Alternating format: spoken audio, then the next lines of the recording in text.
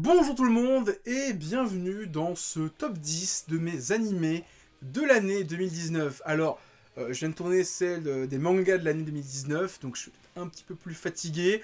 Donc, en parallèle de cette vidéo, va sortir une vidéo sur mes mangas de l'année 2019. Allez-y, vous êtes curieux.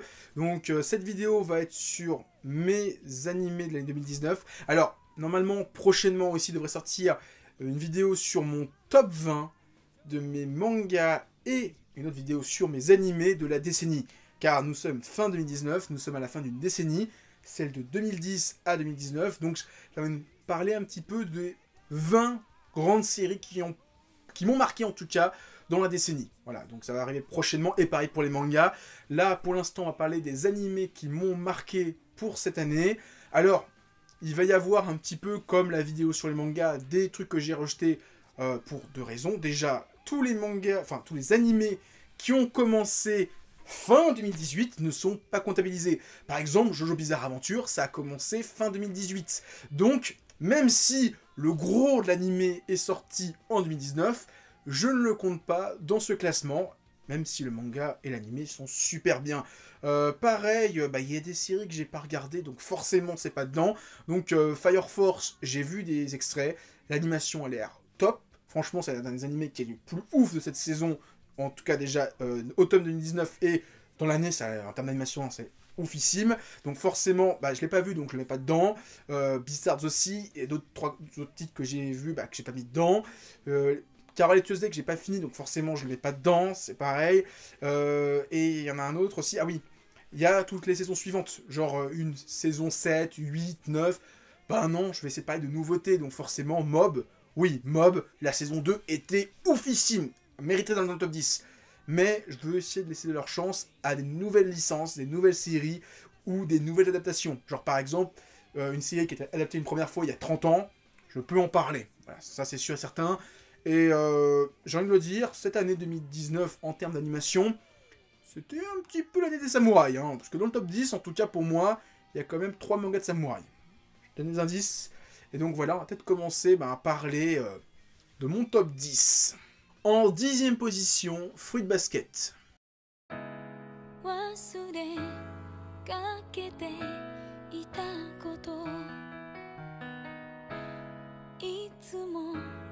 Alors oui, ça rentre déjà dans la catégorie des titres qui ont déjà une adaptation, et donc c'est une nouvelle adaptation, et pas une nouvelle saison. Alors Fruit Basket, j'ai lu le manga il y a très longtemps, donc j'avais des très vagues souvenirs, je connais juste un peu le speech avec la famille Soma et c'est tout, et j'étais que de redécouvrir cette série, et je me suis dit merde, mais pourquoi j'ai pas lu le manga, ça a l'air trop bien. Alors le manga, j'aime pas forcément le style de l'auteur, mais l'animé était super bien, je vous le conseille. Alors pour faire simple, pour speecher un peu le truc, c'est l'histoire d'une jeune fille qui est hyper pauvre, qui est à la rue, qui vit dans une tente, et elle découvre qu'elle est met sa tente sur le territoire d'une famille hyper riche, qui va plus ou moins l'adopter en disant tu feras la vaisselle, le ménage, tout ça pour nous. Sauf que cette famille a un secret, quand quelqu'un du sexe opposé les touche ou les enlace, ils se transforment en animaux du zodiaque chinois. Donc elle découvre le rat, le chien et le chat du zodiaque chinois, qui sont au nombre de 13, parce qu'il y a le chat en plus, et donc elle vit dans cette famille qui est un peu farfelue, qui ont des passages hauts en couleur, et c'est super bien, c'est une sorte de manga harem romance inversée, parce que finalement, c'est pas un garçon avec 36 filles, c'est une fille avec 36 garçons, il y a de tout, il y a du petit shota, il y a du mec un peu le costaud, le bagarreur, le mec taciturne, il y a de tout, et franchement, c'est super bien. Je vous conseille, si vous connaissez pas Fruit Basket, allez voir l'adaptation qui est sur ADN, si je dis pas de conneries. C'est super bien, moi je pensais pas kiffer autant, et non, c'était super bien. Alors en plus, je pensais pas kiffer autant, et vous allez voir dans le top 10, j'en parlerai un petit peu après. C'est aussi un petit peu l'année de la romance pour moi, hein, cette année 2019. En 9e position, Dumbbell.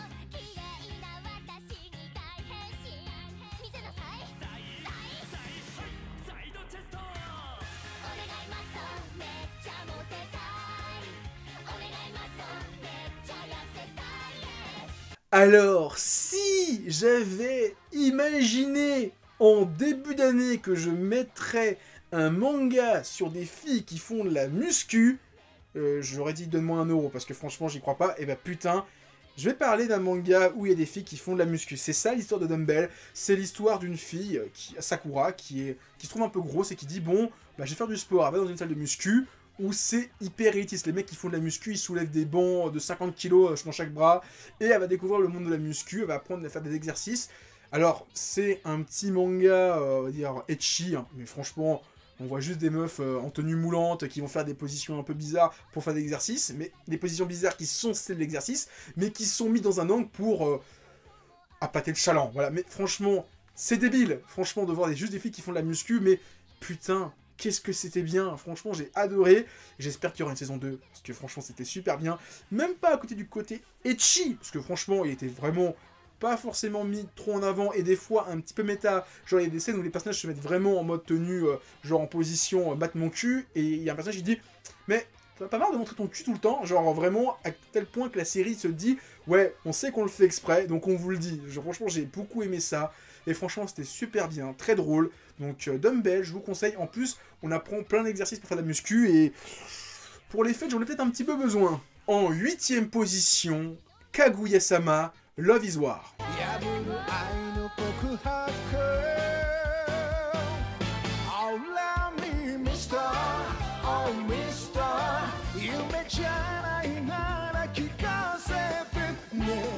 Alors ça va être avec un autre titre qui est plus loin dans le top. C'est un titre que j'ai pas du tout regardé quand c'est sorti et que j'ai regardé sur le tard. J'ai commencé à regarder que très récemment, Kaguya-sama est celui qui est un peu plus loin dans le top.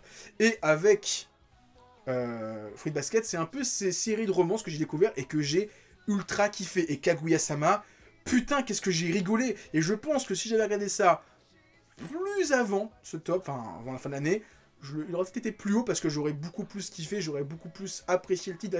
J'ai rushé la saison en 4-5 jours, tellement c'était trop bien. Franchement, et celui qui est plus loin dans le top, c'est pareil, en 2-3 jours, je l'ai rushé. Mais lui, il est plus haut parce que c'était vraiment trop bien.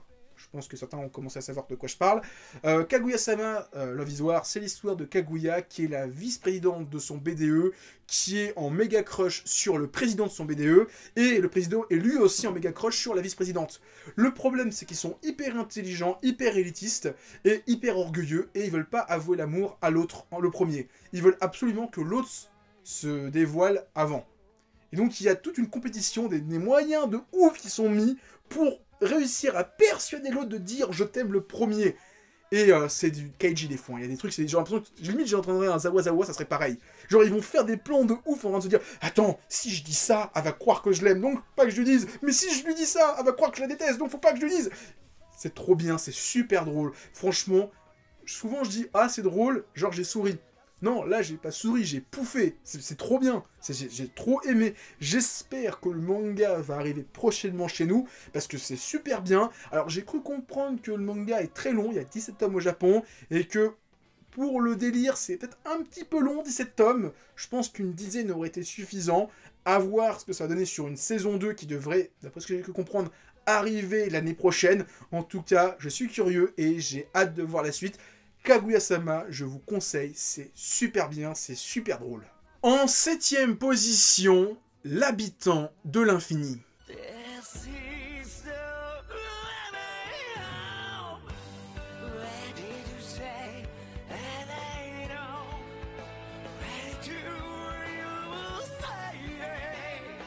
Alors, le manga, je l'adore. L'habitant de l'infini, le manga, c'est une pépite, voilà, j'ai pas d'autres mots. C'est dans mon top 10 des meilleurs mangas que j'ai lus ever de ma vie. C'est vraiment un manga de ouf à lire, absolument.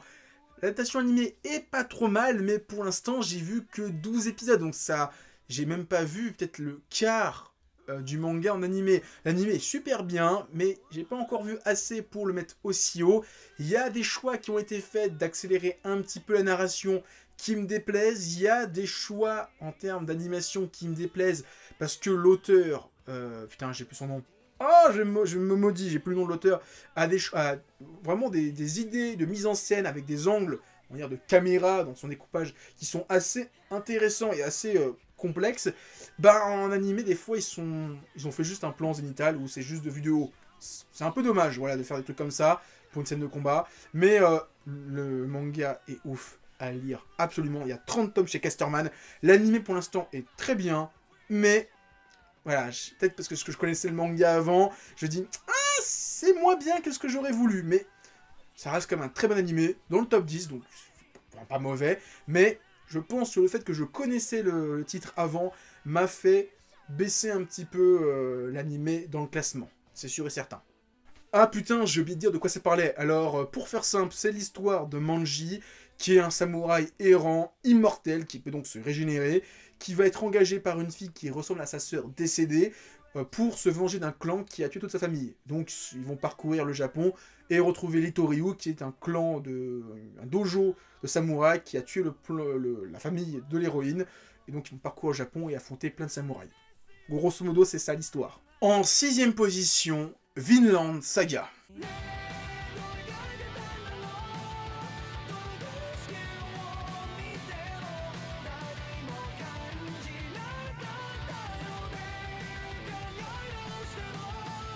Vinland Saga, c'est un manga de viking que j'ai découvert quasiment...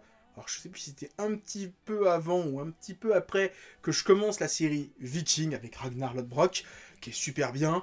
Et j'étais vraiment dans un mood viking au moment où ça commençait. Donc franchement j'étais super content.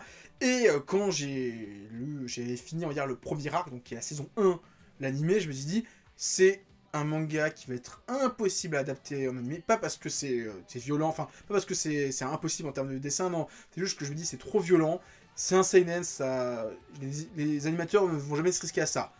2019 me fait mentir, ça y est, Vinland Saga est arrivé, on a les 8 ou 9 premiers tomes qui ont été adaptés, j'ai cru comprendre, il y a des rumeurs comme quoi on va avoir une saison 2 qui va adapter l'arc de la ferme.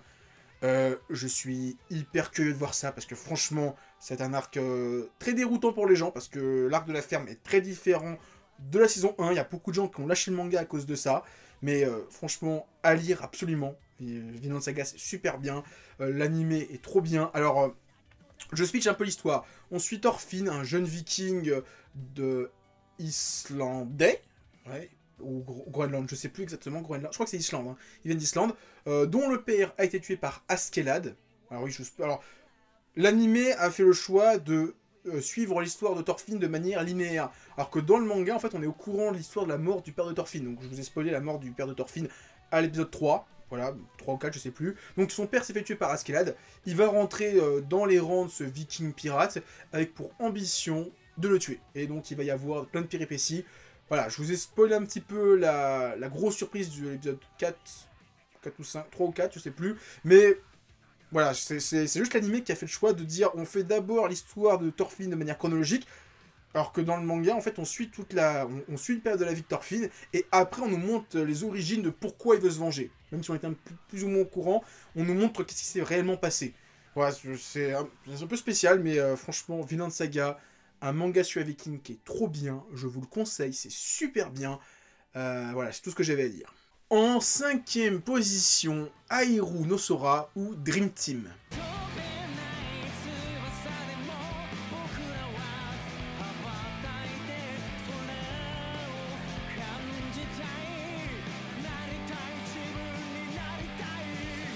Alors, je vais garder le nom français, Dream Team.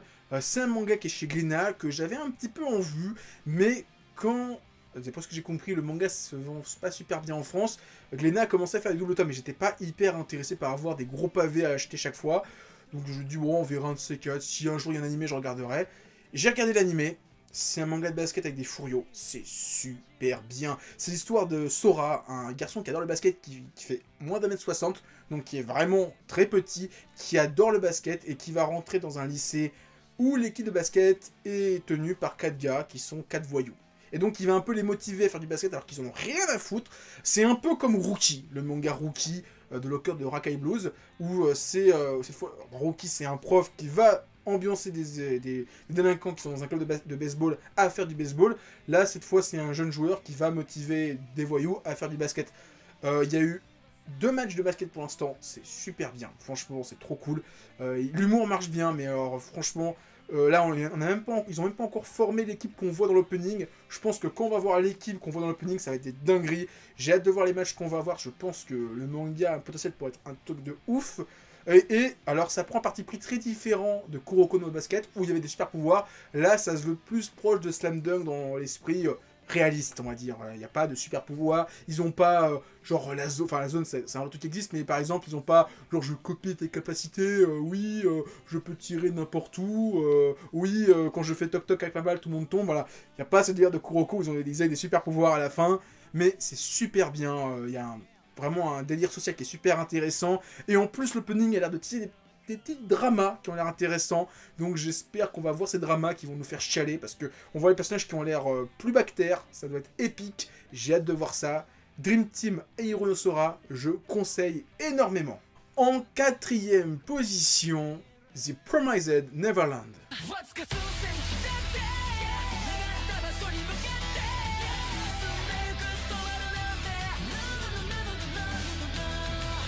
Alors, jusqu'à très récemment, The Promised Neverland était 3ème du classement. J'ai découvert un titre très récemment, en fin d'année. Il a pris la 3ème place direct. C'était trop bien. Donc, voilà, je suis un peu triste pour le titre qui est très bien, qui est un super chaîne. Mais je pense qu'il y a le fait que, bon, moi je connaissais déjà un peu le manga, donc forcément, j'avais des comparaisons. L'adaptation est super bien. J'ai hâte de voir la saison 2 qui va adapter Goldie Pond, parce que l'arc est très différent de la saison 1. Je pense que les gens vont être un peu choqués. Alors, pour switcher un peu le titre, même si je pense que tout le monde connaît, parce que c'est un des gros shonen qui est sorti ces dernières années en France et au Japon, on suit Emma qui est dans un petit orphelinat, vit avec ses frères et sœurs, et leur mère adoptive, et un soir, elle découvre le terrible secret de son pensionnat. En fait, c'est une ferme pour êtres humains qui vont être donnés en pâture à des démons. Et donc, elle a pour ambition, Emma, de s'échapper de ce pensionnat avec tous ses frères et sœurs pour retrouver leur liberté. C'est plus ou moins ça le speech de la saison 1. La saison 2 va être très différente parce que ça va être la suite de ça. Mais franchement, l'animé était super bien. Il y avait des bonnes idées de mise en scène. Ouais, très très bon animé. Mais en comparaison de ce qu'il y a dans le top 3, clairement, il n'avait pas les épaules pour être dedans. Voilà, c'est un très bon titre. Mais il y a quand même eu bien mieux tout au long de l'année. En 3ème position, alors j'ai pas le titre complet parce qu'il est super long, on va dire Gotoben.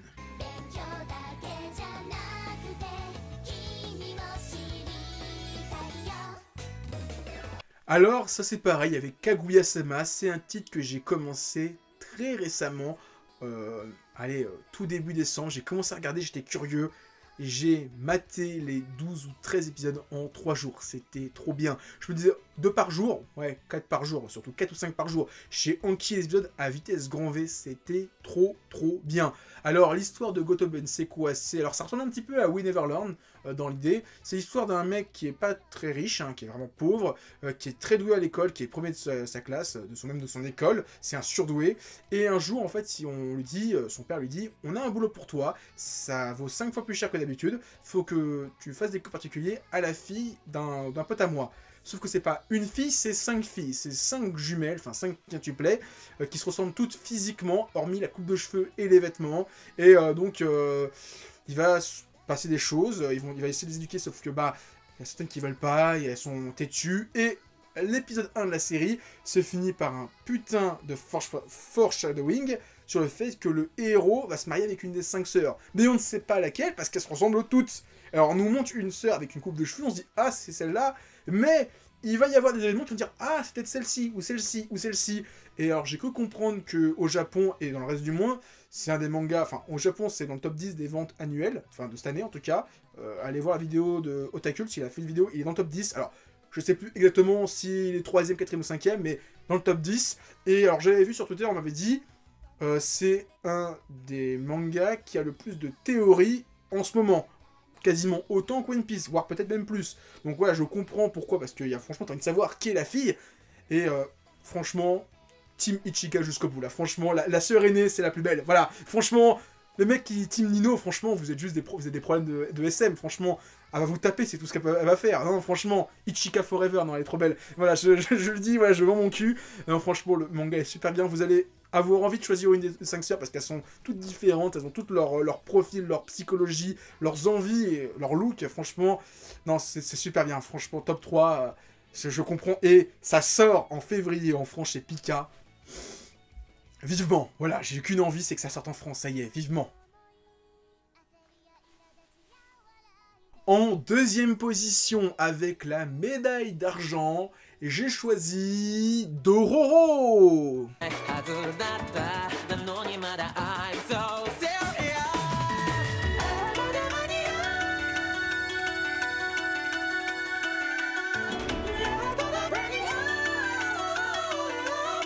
Dororo.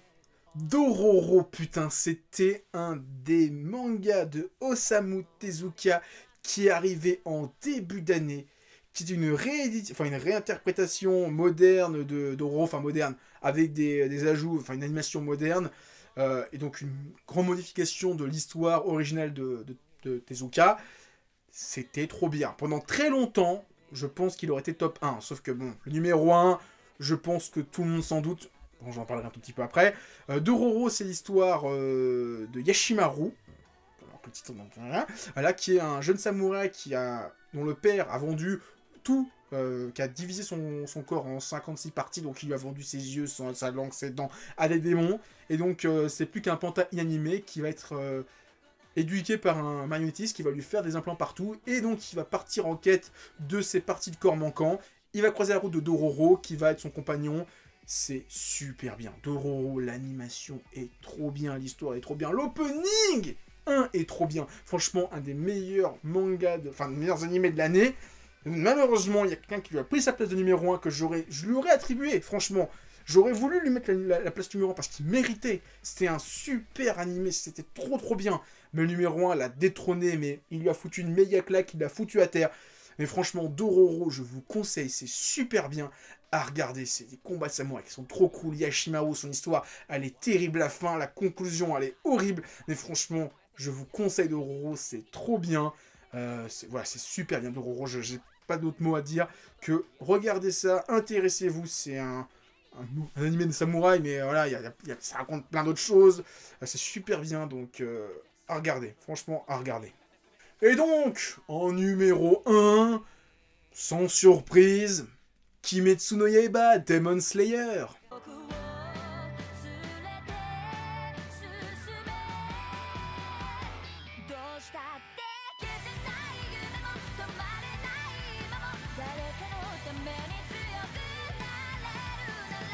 Qu'est-ce que je pourrais dire de plus? Franchement, qu'est-ce que je pourrais dire de plus? C'est l'animé de l'année. Je pense que tout le monde va le mettre numéro 1 parce que l'animé est trop bien. Oui, je suis un fanboy, mais c'est mérité. L'animé était de très belle facture.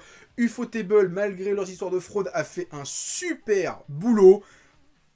Demon Slayer, c'était trop bien, franchement, je peux dire que ça. Je peux pas mentir en disant non, deuxième, Dororo, c'est mieux. Non, Demon Slayer, c'était en tout point énorme. Les OST, l'animation, la chorégraphie, l'opening, c'était trop bien. Voilà, j'ai que ça à dire. L'histoire est trop bien. Et c'est mérité ce qui lui arrive au Japon. Au Japon, il a pris la place de One Piece en termes de vente annuelle. Alors, c'est pas parce que le manga est mieux, hein. C'est juste un classement de vente, on s'en bat les couilles en vrai, hein, je m'en fous. Hein. Mais c'est juste pour rajouter un argument à la con et faire chier les fans de One Piece. Voilà, pour une fois qu'on peut vous faire chier.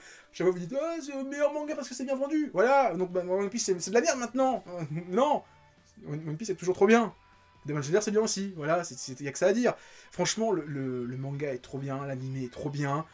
Petit speech, oh non, petit speech, on s'en bat les couilles, tout le monde connaît Demon Slayer, tout le monde l'a vu, donc on s'en bat les couilles. Voilà, c'était trop bien. Visiblement, pas de saison 2, le film en tout cas. Et je suis très content que l'animé ait relancé Panini, qui va nous éditer la suite du manga, on est déjà au tome 5, donc le tome 6 qui va arriver en janvier va adapter normalement la fin de la saison 1, donc à partir de mars, on va avoir la, entre guillemets, saison 2, enfin le film de Demon Slayer. Franchement, si vous avez raté Demon Slayer, vous étiez où franchement, c'était l'animé de l'été. Tout le monde a parlé de ça, c'était trop bien. Et ce qui est impressionnant, alors moi j'adore les vidéos d'Otakult où ils parlent des ventes du Jump toutes les semaines. Le manga, il se vend toujours aussi bien qu'en été. C'est un truc de ouf. C'est épique. J'ai jamais vu ça moi de ma vie. Enfin, souvent on a un petit pic de popularité à cause de l'animé et ça redescend aussi sec. Là, ça s'arrête pas. Ça continue. Les gens, ils sont toujours aussi accros au Japon. Donc j'espère qu'en France, ça l'est. Alors il y a des ruptures de stock du manga en France. Donc j'espère que le manga est ultra populaire en France parce qu'il mérite. Et donc voilà, c'était le numéro 1 de l'année. En même temps, mérité. Franchement, Ufotable a fait un super boulot. Donc voilà, c'était mon top 10 animés de l'année 2019, hein, les 10 animés que je conseille. Alors, il y a des titres que j'aimerais bien mettre dedans, mais j'ai pas vu, donc forcément ils sont pas dedans. Si vous avez une sélection différente de la mienne, en commentaire, je vais regarder. Peut-être que je vais découvrir des nouveaux titres, peut-être que vous allez me faire découvrir des séries que j'ai pas regardées. Donc allez-y, hein, c'est fait pour ça les commentaires. Et comme d'hab, partagez, likez, commentez la vidéo. En description, j'aurais aimé faire comme pour le top 10 des mangas, mettre une vidéo pour chaque top, mais j'ai arrêté de faire des vidéos sur chaque animé, donc il n'y aura pas.